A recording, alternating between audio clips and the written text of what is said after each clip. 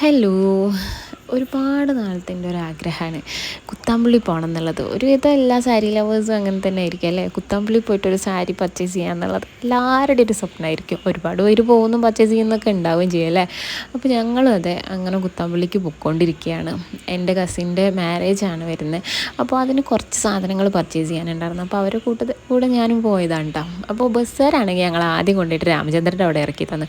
മക്കളെ ഇവിടുന്ന് ഒരുപാട് ഷോപ്പുകളുണ്ട്, അതിലേതിൽ വേണമെങ്കിലും നിങ്ങൾക്ക് പോവാം, ഇവിടെ നിന്ന് അങ്ങോട്ട് തുടങ്ങിക്കോളും പറഞ്ഞിട്ട് അവിടെ ഇറക്കി തന്നാണ്.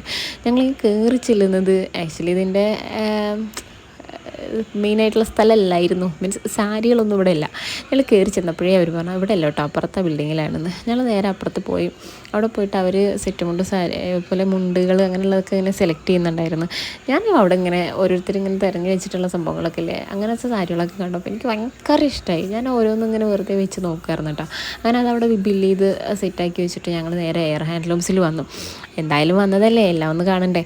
അപ്പോൾ അവിടെ വന്ന് ഞങ്ങൾ ആക്ച്വലി കസിൻ്റെ കൊച്ചിന് പട്ടുപാടൊക്കെ എടുക്കാനുണ്ടായിരുന്നു. അപ്പോൾ പിന്നെ അതെല്ലാം ഇവിടെ നിന്ന് എടുക്കാമെന്ന് വിചാരിച്ചിട്ടാണ് വന്നത്. കൂട്ടത്തിൽ ഇവക്കുള്ള ബ്രൈഡൽ സാരീസ് ഒന്ന് ജസ്റ്റ് നോക്കുകയും വേണം.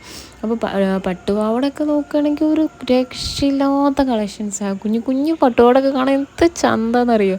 അങ്ങനെ നോക്കിക്കൊണ്ടിരിക്കുമ്പോഴേ അതേ അങ്ങോട്ട് നോക്കി സാജത് സൂര്യ പുള്ളിയൊക്കെ വന്നിട്ടുണ്ടായിരുന്നു കേട്ടോ. ഞാൻ റീല് പിന്നീട് കണ്ടപ്പോഴാണ് റീലൊക്കെ എടുക്കുന്നുണ്ടായിരുന്നു എന്ന് മനസ്സിലായത്. അങ്ങനെ ഞങ്ങളിത് കൈത്തറിയൊക്കെ കണ്ട് പിന്നെ ഇരിക്കുന്ന ലെഹങ്ക സെക്ഷൻ, പിന്നെ അതാ നമ്മളുടെ main section bridal collections, bridal saris. അയ്യോ രക്ഷയില്ല, എന്ത് അടിപൊളിയായിട്ടാണ് ഓർഗനൈസ് ചെയ്ത് വെച്ചിരിക്കുന്നതെന്നാണ്. ആ പ്രൈസ് റേഞ്ച് ആയിക്കോട്ടെ, അതുപോലെ കളർ വൈസ് ആയിക്കോട്ടെ, എല്ലാം സെറ്റാക്കി വെച്ചിട്ടുണ്ട്.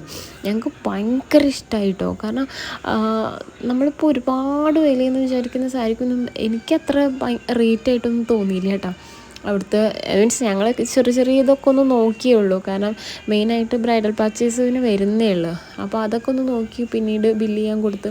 അപ്പോൾ അതാ അവിടുത്തെ ഒരു സ്റ്റാഫായിട്ടുള്ള ചേട്ടൻ പുള്ളി സാരി നെയ്യുന്നുണ്ടായിരുന്നു. അപ്പോൾ ഞാനിതൊന്നും ഇതുവരെ കണ്ടിട്ടില്ല. അപ്പോൾ ഒന്ന് പോയി വീഡിയോ എടുക്കാമെന്ന് വെച്ചിട്ട് കുറേ പേരൊക്കെ വീഡിയോ എടുക്കുന്നുണ്ടായിരുന്നു കേട്ടോ. അപ്പോൾ ഒന്ന് പോയി എടുത്തതാണ്. അതൊക്കെ കാണാൻ ഒരു ഭയങ്കര രസമാണ് കേട്ടോ. കാരണം ആ സാരി അങ്ങനെ ഇങ്ങനെ നെയ്ത് കിട്ടണ്ടേ. പിന്നെ അതൊക്കെ അങ്ങനെ എടുത്ത് ചുമ്മാ ഒരു വീഡിയോ ഒക്കെ എടുത്ത് ഞങ്ങൾ അവിടുന്ന് ഇറങ്ങുകയാണ്.